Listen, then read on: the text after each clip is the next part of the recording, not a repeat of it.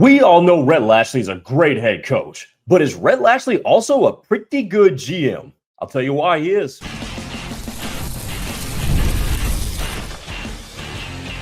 You are Locked On SMU, your daily podcast on the SMU Mustangs, part of the Locked On Podcast Network, your team every day. It is a Friday. We made it to the end of another work week. Welcome to Locked On SMU, part of the Locked On Podcast Network, your team every single day. My name is Grayson Singleton. Thanks for making us a part of your day. Hey, today's episode, by the way, is brought to you by FanDuel. Football season is around the corner. Visit the FanDuel app today and start planning your futures bets now. I'll tell you some of mine here in a couple of moments. But coming up on today's show, something happened in the NBA the other day that I think is going to affect SMU in conjunction with the development in college football from yesterday. You're going to want to stick around for that second segment. I'm telling you, it's going to be good. And also, Rhett Lashlee commented about what the biggest change has been with SMU moving from the American Conference to the Power Four and the ACC. So we're going to close the show with that. But let's start with this. Is Rhett Lashlee a pretty good GM? And there is a hell of a lot of data to say that he is. Now, first of all, we know he's a head coach. We know the fact that they went from the group of five to the Power Four and ended up more than just fine. We know that they have developed talent and picked pretty good talent in recent draft classes ever since Rhett Lashlee became the head man, and even going back to the time when Rhett Lashlee was an offensive coordinator under Sonny Dykes. But I found this on CBS Sports. CBS Sports was doing a preview on SMU, and BJ Jones on the CBS Sports Network says this quote, and I wish I could play the video audio for you, but I cannot. But he did say this, quote, he knows how to go and pluck some talent and make a cohesive unit on both sides of the ball. Now, point number one is this.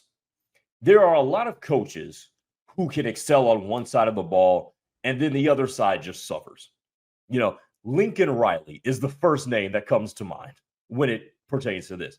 Really, really good offense, but you never know if you're going to score 40 points and give up 45 if you're on a Lincoln Riley team or a fan of a Lincoln Riley coach team.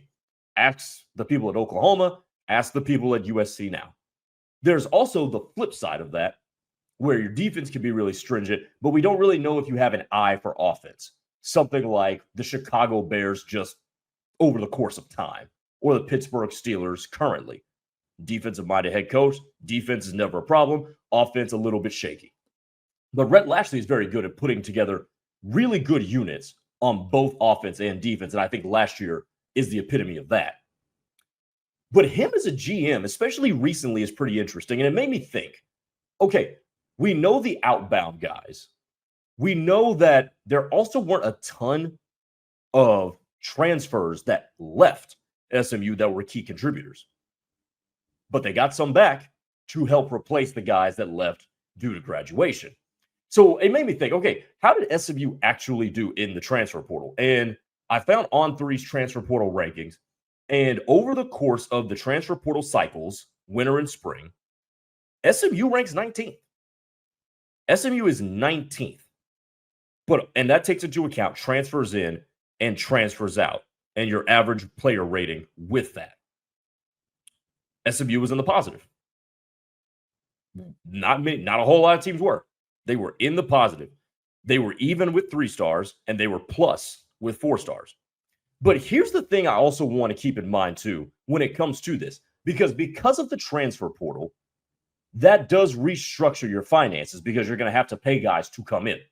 And what you want to do is be efficient with the talent you bring in and the money you've got to pay that talent to come in. And being 19th in the transfer portal, if you don't think 19th is great, I'm going to tell you the teams that they are ahead of.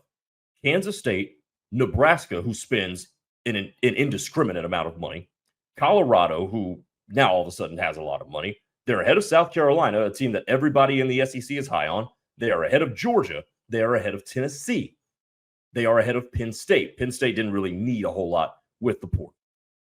But they're ahead of some big names, too. by the way, somehow are ahead of Oklahoma. Keep that in mind. They are ahead of an Oklahoma team that has been rebuilt, especially on the offensive side of the ball, or really exclusively on the offensive side of the ball, via the transfer portal. The second thing I'm going to point out here is the adjusted NIL value. Now, your NIL value can go up and down in terms of how much you're paying players within the transfer portal. SMU only added $202,000. I think you can live with that. I'm going to say that again. Only adjusted plus $202,000. They're doing good. I mean, you look at some teams ahead of them. Kentucky's ahead of them, but Kentucky's adjusted NIL value went down. SMU's went up. They're doing impressive. They're doing good.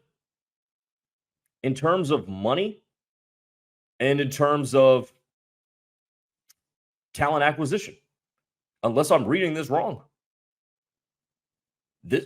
Rhett Lashlee's doing a pretty good job here. And the pieces that they brought in the portal, I need to reiterate this, are fitting cohesively in the program. There are 4 transfer portal guys, really 5. There are 5 transfer portal guys that we have continuously talked about as it pertains to SMU this upcoming season.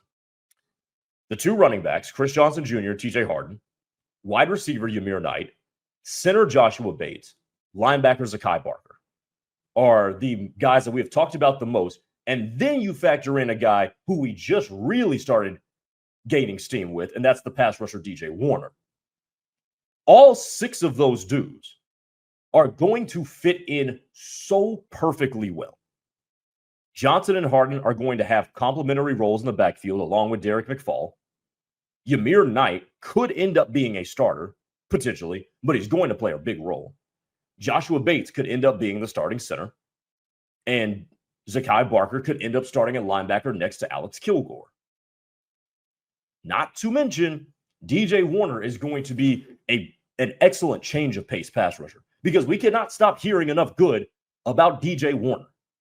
So, all in all, when I look at the roster composition of SMU with the guys they added to replace guys that left, you cannot help but feel good about this. And however you read into that adjusted NIL value, whether that's efficiency with money or adding to your school's value, SMU's in the green.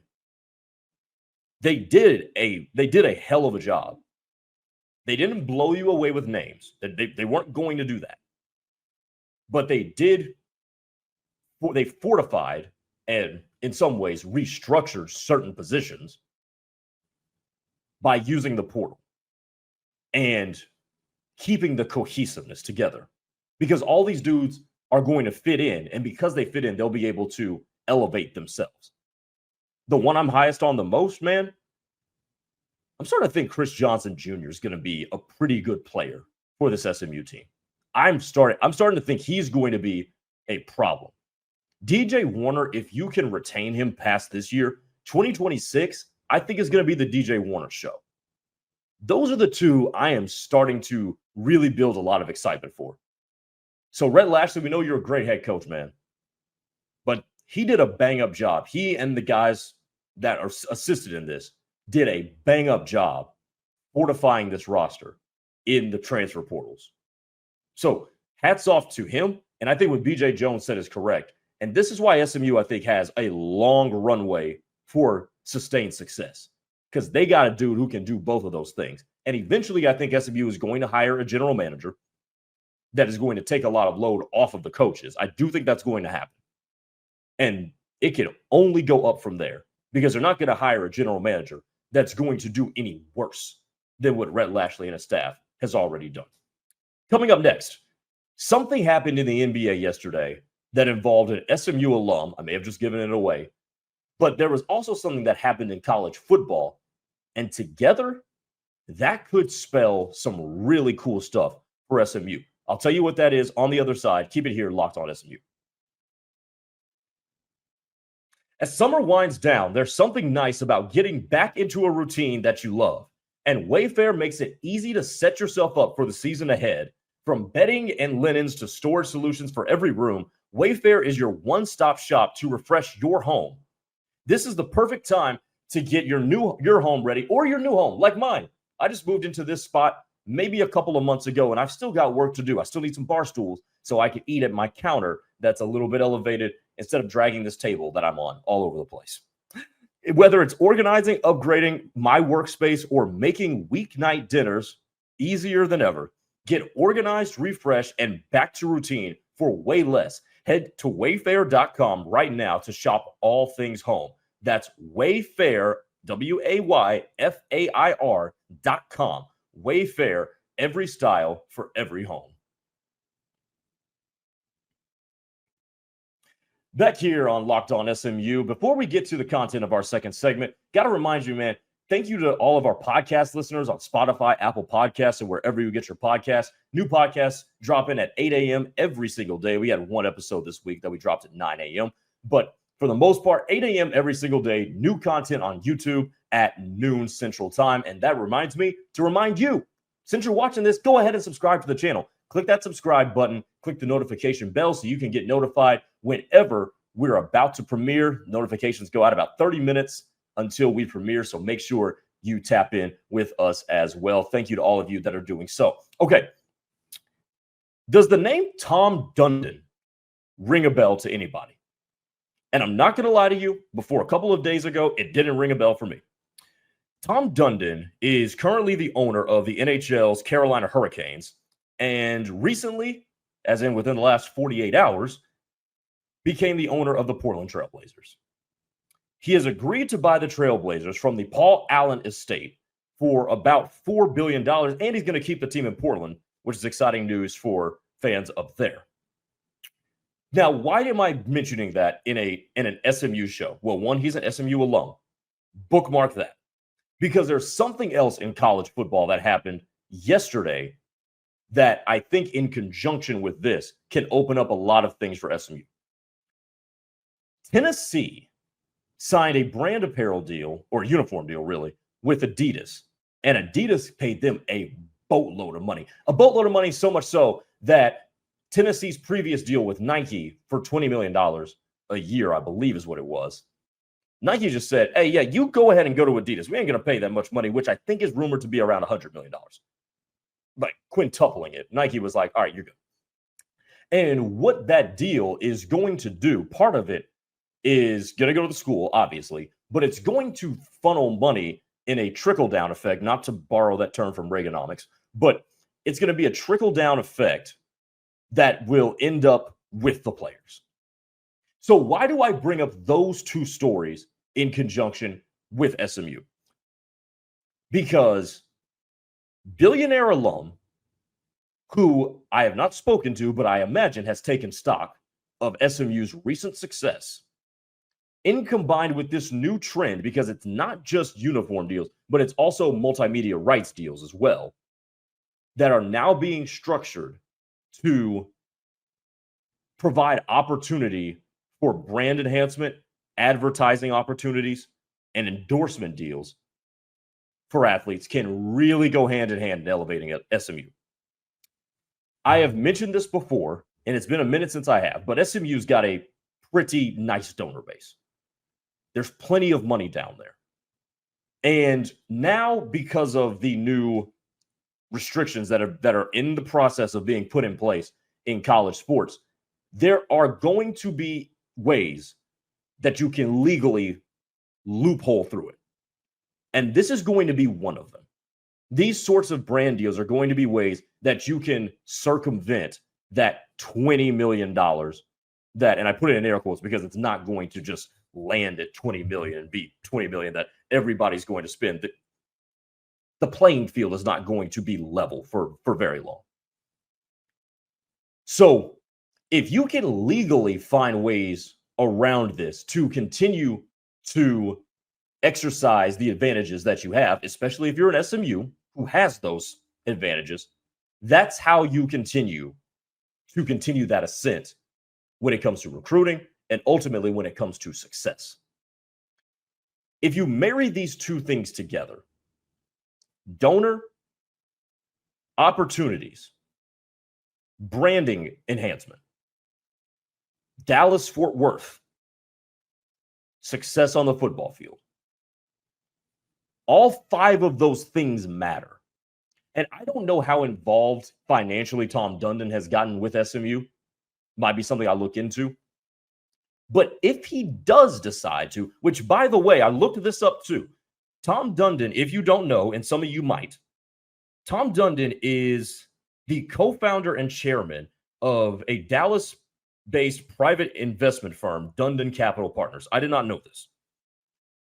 If you get that guy on your side, who is still based in Dallas, and you can sell that to potential recruits, hey, this is dude still in Dallas that owns a team in the NBA in Portland. He owns an NHL team in Carolina, but he's still based here. He owns a private equity or investment firm that is based here. To me, those opportunities are limitless. And you marry that with the fact of where you are, and then you can kind of construct some branding opportunities in lieu of the recent trends here. There's two things that are unrelated. Tom Dundon buying the Blazers and Tennessee signing a uniform deal, along with the multimedia rights deals that schools like Texas have signed. Oklahoma's merged a couple of things with multimedia rights deals. Playfly Sports has become pretty entrenched with certain schools as well. There's a lot of trends here going on, all three of them unrelated. But when you talk about how the world of college football is spinning, those things all can have an impact. And because SMU already has an abundance of resources with which to work, a lot of which they have already utilized, there's a world SMU can really continue to elevate itself. And Rhett Lashlee has proven that he's not content. He's not going to be the dude going out there mad at everything and be like, no, we suck today or whatnot. But he's not content. And I think if SMU can really navigate this space using a lot of its resources that it has to work with, the Mustangs can be in for an even huger ascent than we otherwise thought. Three stories completely unrelated. Three trends completely unrelated. But I do think they can have each an impact on what SMU can do. So I hope you found that segment pretty entertaining and pretty thought-provoking there. That was a thought of mine that came to mind earlier today. I was like, wait a minute here. There's some real possibility for some real cool stuff here when it comes to SMU. One more segment to go here on Locked On SMU for the week. The Mustangs are playing in a new arena. How have they done? How is the coaching staff handling it? And what do they need to do in the future? We'll talk about that next to wrap up the show here on Locked On SMU.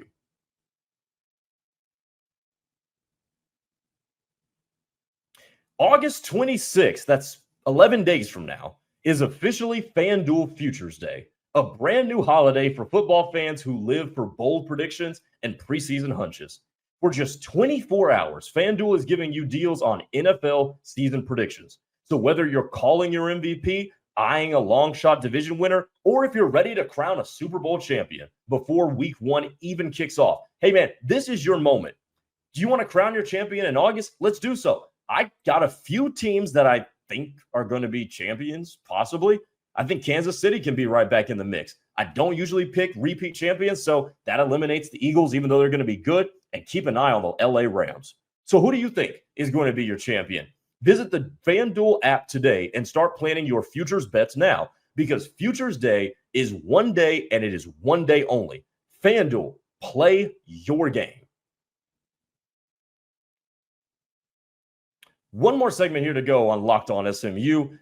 There's a new arena that the Mustangs are playing in, and Rhett Lashlee is very, very aware of it, because why would he not be? He was on a show with Eric McLean of the ACC network, and he had this to say. We're battling the Oklahomas the Texas A&Ms, the Notre Dames, and Miamis, and we are winning our fair share. That's what's changed. That is what's changed with SMU being in the ACC. Now, I'm saying the obvious here. And you're going to win some, you're going to lose some. But I give recruiting updates a lot on this show. And there was a time about literally 5 years ago, where SMU battling these other schools, the Oklahomas, the Miamis, the Notre Dames. By the way, I love how he called out the schools that they're actually beating teams for, that they're beating for when it comes to recruits. I mean, they've gone head-to-head with Oklahoma for a couple of recruits, about 4 of them, and beaten them in the 2026 cycle. Miami the same, Notre Dame the same. Like, he's not throwing out these schools arbitrarily.